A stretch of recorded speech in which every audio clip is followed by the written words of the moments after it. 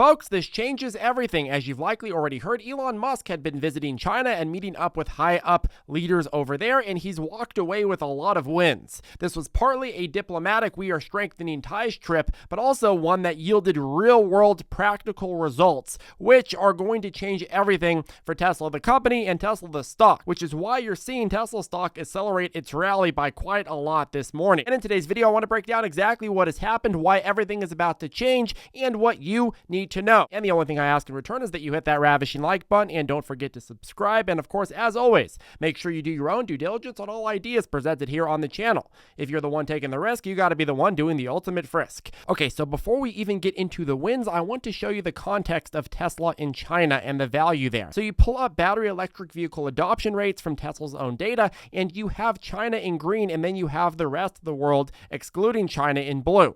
You can see that not only does China tower over the rest of the world in terms of adoption rate, but you're seeing a bit of a crunching in adoption everywhere outside of China. Demand is going down. It's getting crunched. And if you followed last week's Tesla earnings, Tesla reported its first year-over-year decline in quarterly revenue since 2020. So if you are trying to understand what can fix Tesla's company, so to speak, the current trend, well, it's largely Tesla's ability to expand its footprint in this expanding Chinese market. But at the same time, trends before today have indicated the opposite is going on. In fact, Tesla's Q1 of 2024 reporting scared investors who thought Tesla was actually losing that market. You look at China's sales, China accounted for $4.592 billion of sales in 2024. In terms of the total, that's about 21% of total sales coming from China for Q1 of 2024. But if you go back to Q1 of 2021, China's sales accounted for roughly 30% of total sales. And if you go a little bit deeper in the comparison between the two quarters, well, US quarterly sales have more than doubled, whereas Chinese quarterly sales have only gone up by about 50%. And why is that? Well, one reason is that heavily subsidized Chinese rivals are eating up sales. Some of the companies like BYD are offering cheaper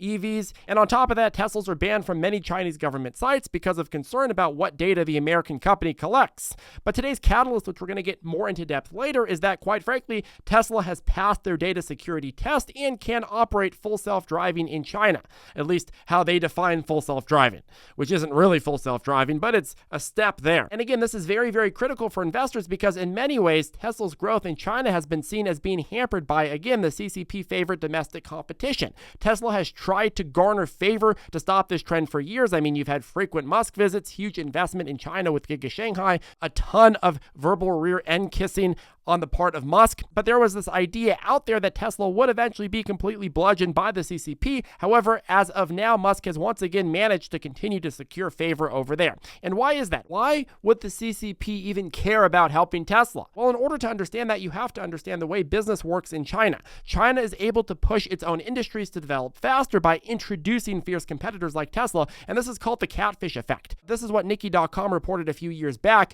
Quote, Beijing calculated that by introducing a predator into China's market, it would force its domestic companies to get stronger in order to compete. In its eyes, Tesla would become the Apple of the automotive industry. Apple's engagement with China, where it makes many of its smartphones, has expanded the Chinese supply chain because of the imperative for Apple to source key components locally. It has also created spillover effects in which technologies originally intended for Apple phones have been adopted by suppliers and used by domestic competitors. AKA, in other words, folks, by introducing Tesla into the market and allowing it to build there and thrive, Chinese companies can more easily copy and spill over / steal the methods and get further ahead than they would if Tesla wasn't there. It's kind of like the idea of iron sharpens iron, except the Chinese idea is iron sharpens iron and iron steals other iron methodologies from whoever has the other piece of iron. But aside from this, I mean, Tesla also benefits huge because it gets access to the most lucrative market. But with that said, what did China just give Tesla? And why is the stock rallying so much today?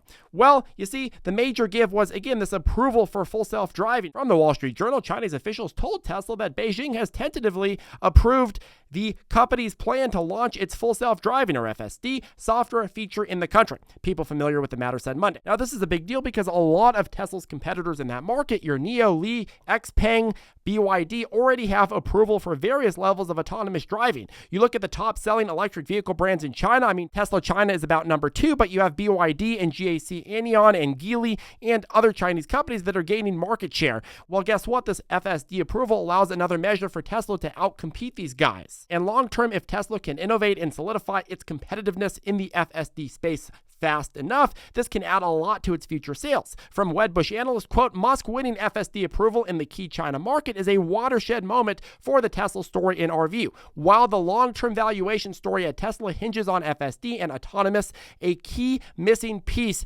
in that puzzle is Tesla making FSD available in China, which is now a done deal. So this is a big proof of concept for Musk's overall vision and the entire bullish thesis for Tesla stock. Next, I want to go into how much money this FSD market can possibly open up for Tesla. So if you look over at Counterpoint Research, they forecast China's market for level 3 autonomous vehicles to be far greater than anything expected in Europe and North America. So again, here's another example of a situation where not only is now a more lucrative time to attack China, but over the coming years, it should be even more and more imperative for Tesla to use that Chinese market and grow in that Chinese market. That being said, all of this is good news, but let's talk about the downside risks of this catalyst of working with China, because whenever you're working with China, I mean, you got to prepare for potential downside. The first one, of course, is a regulatory reversal. The Chinese government has stringent regulations regarding autonomous driving technology, and Tesla's FSD approval could face significant new challenges in navigating these rules and ongoing new ones that could be introduced at any point. They've partnered with Chinese company Baidu in order to mitigate this risk, but nothing is bulletproof with China, so that's something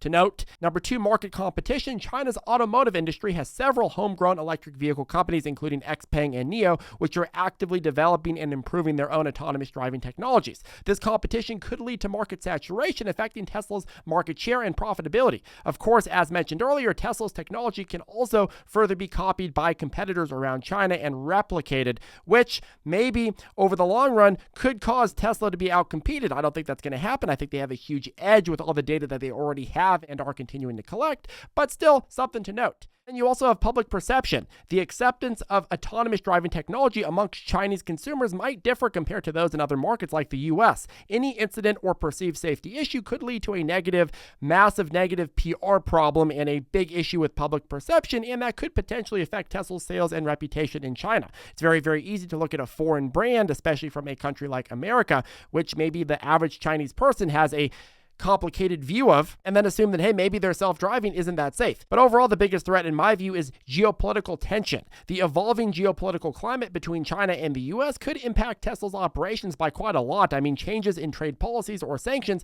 might affect Tesla's production, import, and export processes, and could create huge challenges for not just FSD's rollout in China, but also the sale of cars at all in the region. But overall, I mean, the risk of operating in China is obviously worth it for Tesla because of all the money that can be made there. And in fact, if you're not taking this risk, you're not going to be able to dominate global EV sales. Now, bigger picture in regards to the stock. Well, Tesla stock is still down substantially, but at the same time has a lot of big catalysts ahead of it. Number 1, full self-driving and corresponding new competitiveness in the Chinese market, which is, of course, Tesla's second biggest market and the biggest market for electric vehicles and autonomous vehicles currently. And then, of course, you have the other two catalysts, which Tesla teased on its earnings last week, including the robo-taxi event later in the summer and the cheaper Tesla model coming around the corner. So anyways, that caps off the latest on Tesla stock. Let us know your thoughts down below, and we'll see you in the next video.